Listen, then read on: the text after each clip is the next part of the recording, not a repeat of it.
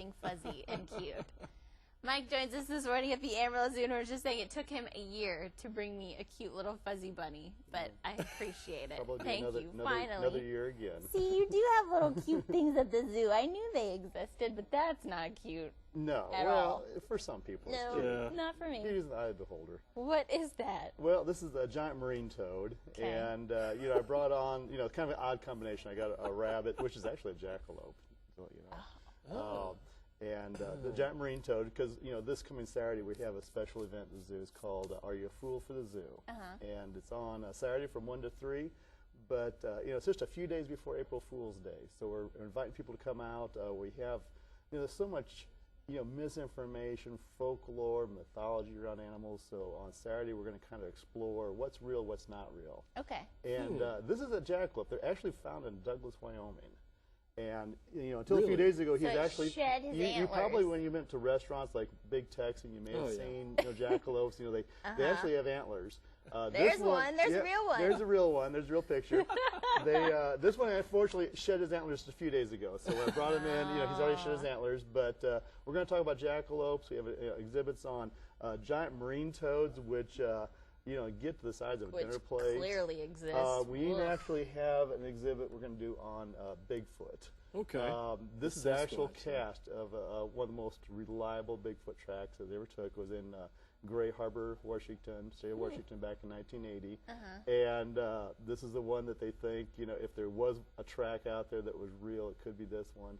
But we're looking at all kinds of things that day. We have a scavenger hunt where people can go around the zoo, and it's going to challenge them to, like, you know, are those things that they heard about animals true, or maybe they're not quite true? Now, okay, that is a pretty legitimate looking footprint, I'm not going to lie.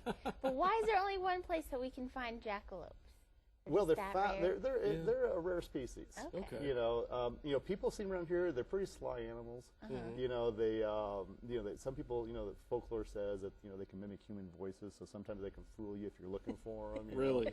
And, you know, like I said, when they shed their antlers, they look just like regular rabbits. So, you know, during most of the year, when you see a rabbit outside in the wild, you know, it might be jackalope, just doesn't have his antlers yet. Now, jackrabbit, I mean, we see plenty of those around here. Obviously, the hair is different. Where's some of the other differences? Well, you know, between a jackalope and a regular rabbit. And a jackrabbit. And a jackrabbit. Well, you know, jackrabbits are the ones, the big ones. A lot of times you'll see out in the prairies, open spaces. Yeah. We have cottontails that you tend to see more around in your backyards.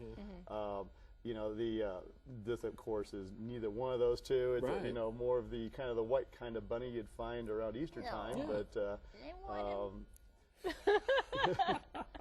he's cute. Well, tell us, you know, because there are a lot of folks that do give rabbits as Easter presents. They do. And then they realize real quick. Yeah, in fact, we have our special Easter excitement event, you know, April 7th, which is on Easter Day. And we're going to have actually a Bunnyville where people come out and see bunnies. And it's a great chance for kids to come out and maybe see a bunny and touch a live rabbit. But, you know, parents may want to kind of use a lot of thought before they go out and buy a pet, because, you know, they do take a lot of care, and sometimes the novelty wears off after a few weeks, and, you know, then people don't know what to do with them. And we get a lot of calls at the zoo after Easter where people have bought a baby chick or a baby duck because they're cute, and then they realize, you know, maybe that's not the best. Well, that's a responsibility. I want to get your hours. I want to see if we can get a shot of this frog, though, sometime, because people at home need to see just how huge this guy is. You know, they're big toads. I mean, they're one of the biggest species of toads in the world. They're not found around here, but they're found in South America. But the biggest one ever is, there he is. There's this. Look at it. He size your hand. That's real. I mean, it's actually, they get bigger. The biggest one ever on record was almost 9 pounds, about 16 inches long. So they actually get almost twice as big as this one. But they're a big toad and look just like the kind of things you find in your backyard around here, except different species. Okay, and, you know, good. Quite a lot. They don't get that big. I was like, I'm never getting a backyard. Well, Mike, thank you so much. And thanks for bringing something fluffy finally. I told you they existed. They had something cute at the zoo. All right, it's 6:44. We've got Travis live in the studio next.